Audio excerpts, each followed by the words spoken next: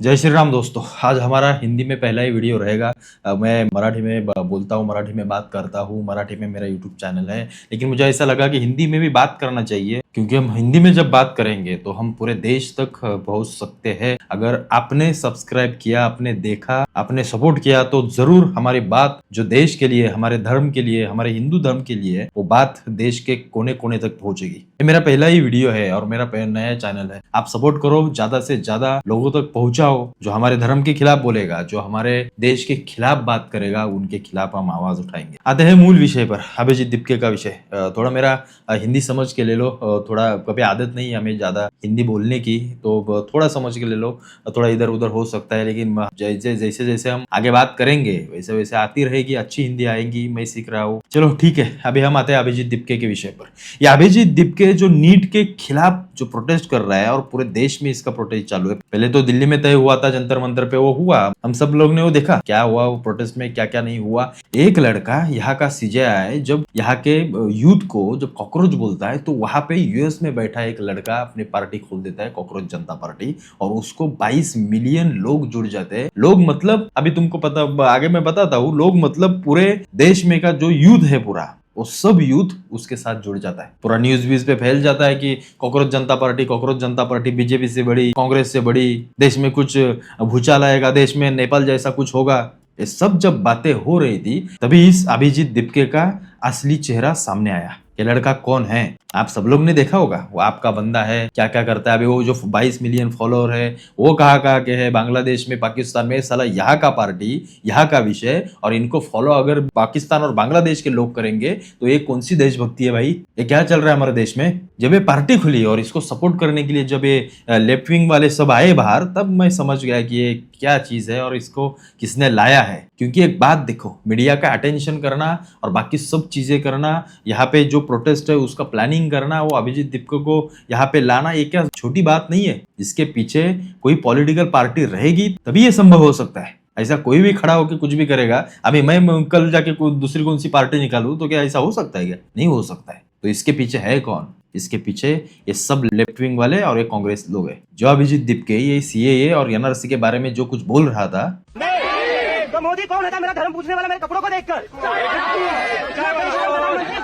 कभी नहीं हुआ। मोदी का कौन है? एनआरसी करके आप यहाँ की जनता से उनके सर्टिफिकेट मांग रहे हो, डॉक्यूमेंट मांग रहे हो। अरे बेशरम, पहले अपनी डिग्री को दिखाओ।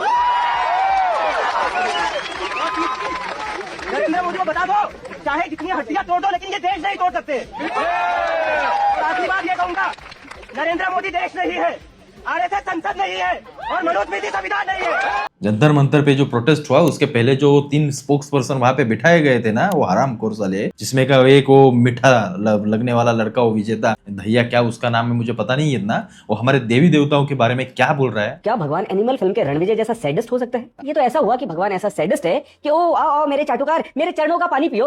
नाम क्या? दक्ष प्रजापति। और उसकी बेटी कौन? सती। सती एक दिन इंस्टाग्राम चला रही, सामने आई प्रोफाइल शिव की। शिव कौन? अपने हरियाणा का छोरा, देसी बंदा। ऐसे एक बार ठंड लग रही, वहां पे देखा शमशान घाट में चिता जल रही है, उसके आगे बैठ के हाथ सेकने लग गया, राख अपने ऊपर लगा ली। तो सती तो फुल इंप्रेस, यार क्या कूल बंदा है, बोली डैडी मुझे तो इसी से शादी करनी है। ये पूजा वो पूजा, ये सब क्या है? कृपा की भीख के लिए। दूसरा ये जो लड़का है, ये वो उमर खालिद है, जो जेल में बैठा है, उसके साथ वो बोल रहा है कि वो देशभक्त है। वो उमर खालिद, जो उमर खालिद भारत तेरे टुकड़े होंगे ऐसी बात कर रहा है।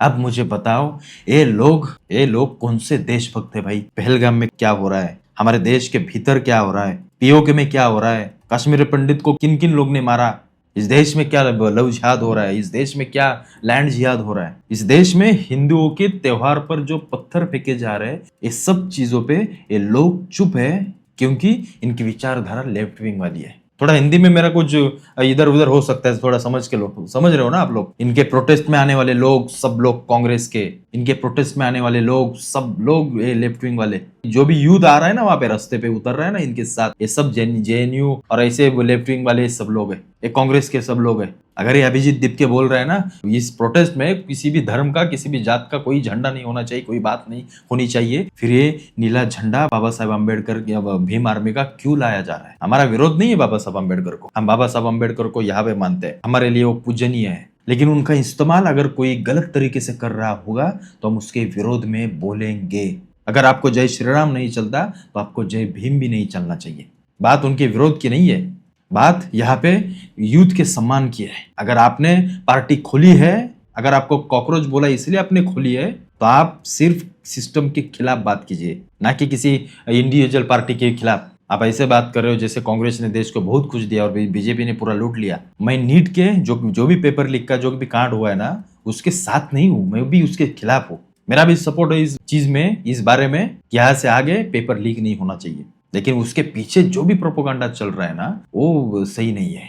इतना ना समझने वाले हम पागल नहीं है इतने कि हमें कुछ समझ में नहीं आ रहा है कि उसके पीछे क्या प्रोपोगंडा चल रहा है, उसके पीछे कौन हाथ चला रहा है, उसके पीछे कौन सी पार्टी है, उसके पीछे कौन सी विचारधारा है। ये सब बातें समझ में आती है। और कल जो जयपुर में हुआ, उसके ये दीपके के कान के नीचे बजाई जो लड़के ने, अब इस पे भी दो सवाल है। वो लड़का कहाँ का है, वो लड़का किसका है? इनका ही तो नहीं है ना।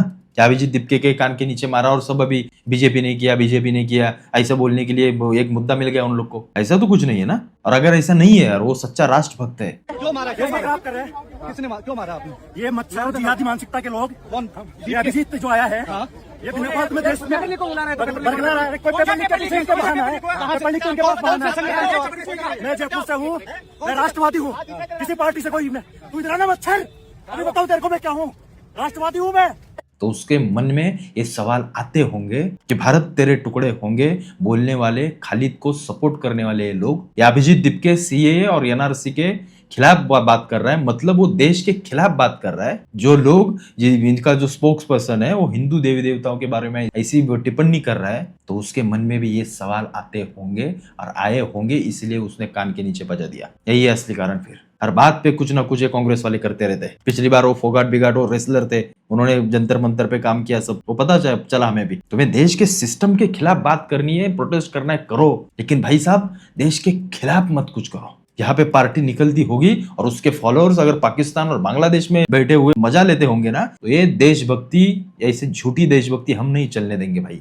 आपको अगर जय श्री राम से तकलीफ है तो फिर आपको सबसे तकलीफ होना चाहिए, और आपको सिर्फ जय श्री राम से तकलीफ है और बाकी सब तुमको चलता है, तो भाई तुम कहाँ से हो, कौन से झाड़ की पत्ती हो, हमें सब पता है। और इस देश के सारे लोगों को पता है कि अभिजीत दीपके के पीछे कौन है। ये जो लोग सोच रहे हैं ना कि नेपाल जैसा इस देश में कुछ होगा, तो याद रखना ऐसा कुछ नहीं होगा। अगर जिस दिन ऐसा होगा ना, जिस दिन ऐसा होगा, तो उनके खिलाफ हम खड़े रहेंगे, उनके खिलाफ हम हिंदू खड़े रहेंगे, क्योंकि हिंदू इस देश की मिट्टी के लिए आज तक जान देता है अपना। हम कभी भागे नहीं, हम कभी हमारे देश के खिलाफ खड़े नहीं हुए।